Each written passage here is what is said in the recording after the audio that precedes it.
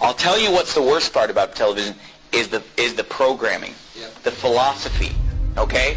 I mean, the manipulating of your mind, the philosophy, the mentality, the system of thinking, the ideology. That's what's wrong with television. That's what's wrong with movies. That's where they're really getting in your head. Take, for example, Walt Disney, right? And many people that will preach against the TV, they'll preach against the movies, they'll preach against Hollywood because it's obvious that stuff is bad. But then they'll say, well, we watch Disney movies. And I've been to the home of preachers and Christians who would never watch TV or the movies, but yet they have the whole library of the Walt Disney movies. You know those white plastic cases? And they have them all lined up. And I mean, they have tons of them lined up. Scores. I don't know how many there are, but there's hundreds of them. They have them lined up and lined up. And they have their kids watching those movies all day long. I'm going to tell you, I'm going to prove to you right now that those movies are wicked. You say, what? Disney movies? Come on. You're crazy. They're rated G. Well, let's see. First of all, did you know this? Did you know that Disney movies are filled with subliminal messages? Subliminal messages. Now, what are we talking about tonight? Sorcery. What are we talking about tonight? Getting inside your mind and messing with you, controlling your thought process by supernatural means or demonic means. Or hey, I'm going to tell you something. Disney movies are filled with subliminal messages. And you say, oh, that's a hoax. I've seen it with my own eyes. When I was a teenager, I had a friend of mine sit me down at his house and show me the subliminal messages in the Disney movies. They're filled with subliminal messages. Let me give you some examples. The Lion King, filled with subliminal messages.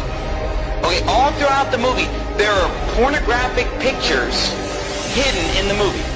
Like you'll be watching the movie, and just for a few seconds, something filthy will come on.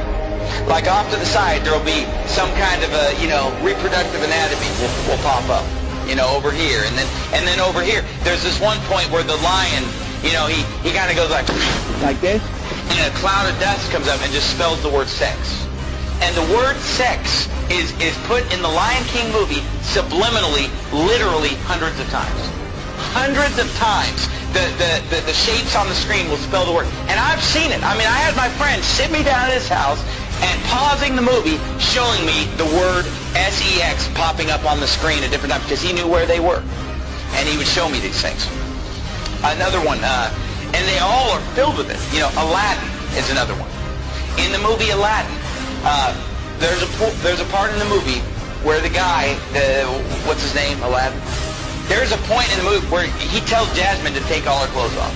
But you don't even know it unless you know it's there.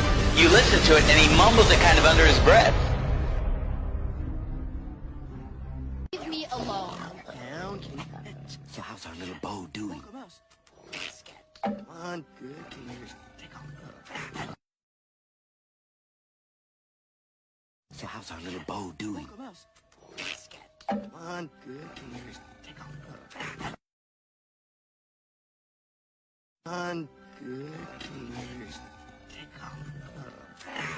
On good. Take off.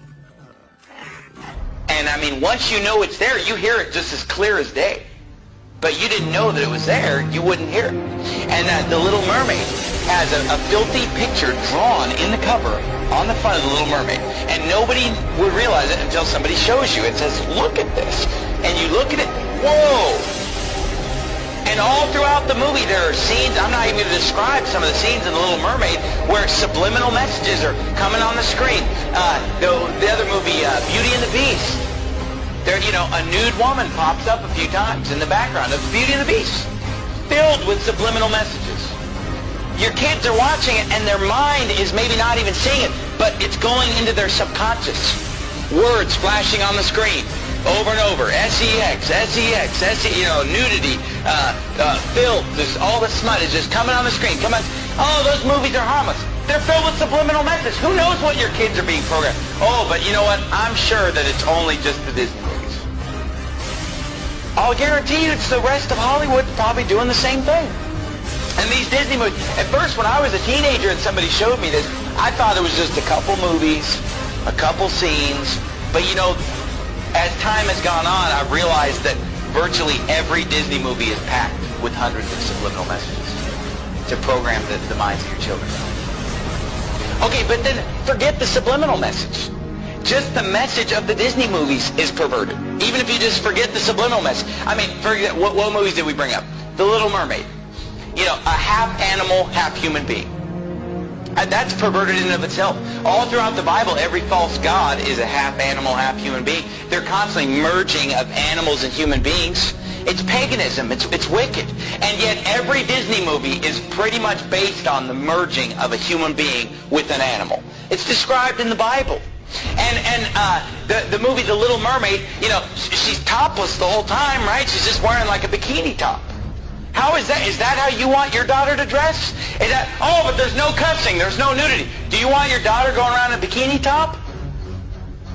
Is that modest apparel? Is that what Jesus Christ would have you to wear, ladies? No. The movie's filled with Satanism, witchcraft. There's some, what is it, Ursula, some witch that's casting spells and using sorcery and demonism. Oh, pretty innocent, right? All of them are filled with it. In the movie Beauty and the Beast, the whole first half of the movie is these prostitutes in the town that are dressed just half naked, dancing around, you know, admiring this guy, the big, strong, handsome guy. But all these girls are dressed indecently.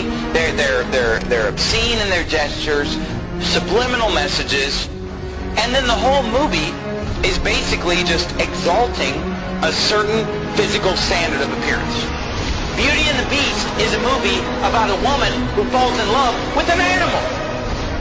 And in the movie, they keep acting like, well, he's just ugly. He's not ugly, he's an animal. But there's a difference between being ugly and being a beast, being an animal. And if you've seen the cartoon, it's an animal. It's like a dog. It's like a big dog man. I mean, it's clearly an animal, and yet she falls in love with him while he's an animal.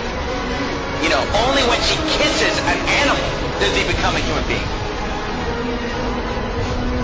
Oh, wow. And you say, well, what's wrong with that? Read the Bible sometime.